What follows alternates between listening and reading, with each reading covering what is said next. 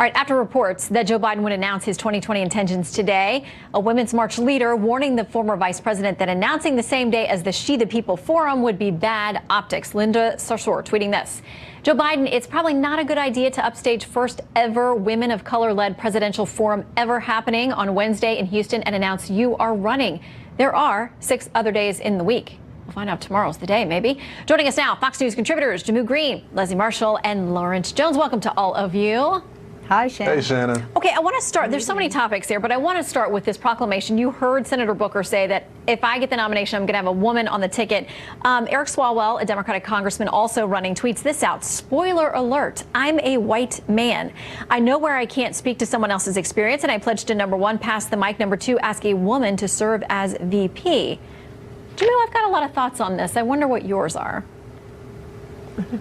Well, I think it's great that it's no longer remarkable to have women running and in front runner positions for the position of President of the United States. That's a good thing. Now, for these white male candidates who keep throwing out these different proclamations, I think it's a clear sign of the power of these women of color voters specifically. And we heard today at the forum, these are 20 million votes up for grabs.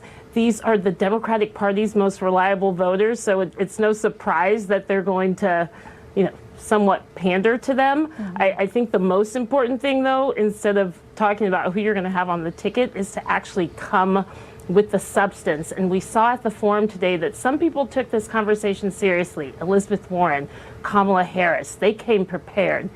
Senator Sanders, not so much.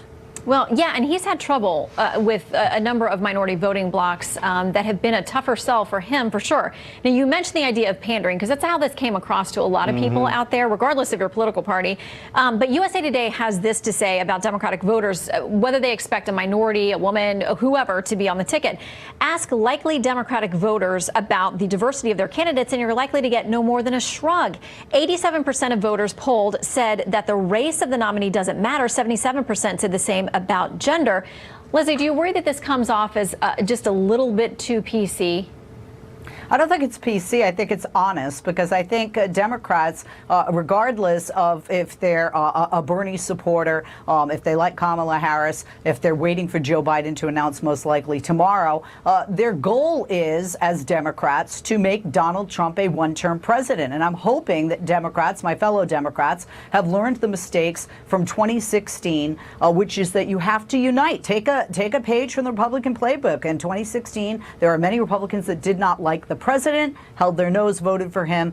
He was elected. He's sitting in the White House. And Democrats have to do the same. They have to come together. And I think that's what we're hearing, some of that sentiment, which is it doesn't matter, white, black, Hispanic. It doesn't matter if it's a man or a woman, gay or straight. We want to see the best candidate on our platform to beat Donald Trump. Well, okay, let me read you something, Lawrence, and let you react to this, because today the AP had a piece, white presidential candidates face, quote, woke litmus test on race.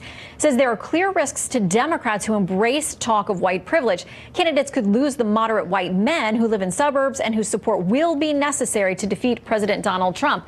I mean, the party is trying to appeal to a lot of different people, and it's really, some of these candidates are walking sort of a tightrope. Well, the problem is, if they were really trying to appeal to these group of people and stood by the messaging that they've been telling Republicans for years, then pretty much all the white men and non-minorities should just really drop out of the race. Like, what they're essentially telling their voters is, actually, vice president is just enough for you guys, so I'll pick a woman vice president, that'll work, or I'll pick a minority vice president, that'll work for it. This just shows you that they're... And what it also shows you is that a lot of these candidates are going to have a tough time when it comes to middle America, or those same counties that Barack Obama won, and those same counties that Joe Biden would win as well. It doesn't seem to me that the Democratic Party is actually serious about winning those people, because eventually they cannot pander to every single group. True. They're going to have to compromise on something. It's going to be impossible, and it really is about a relationship with all these different groups. Anyway, all right, panel, thank you very much. We'll have much to talk about again soon.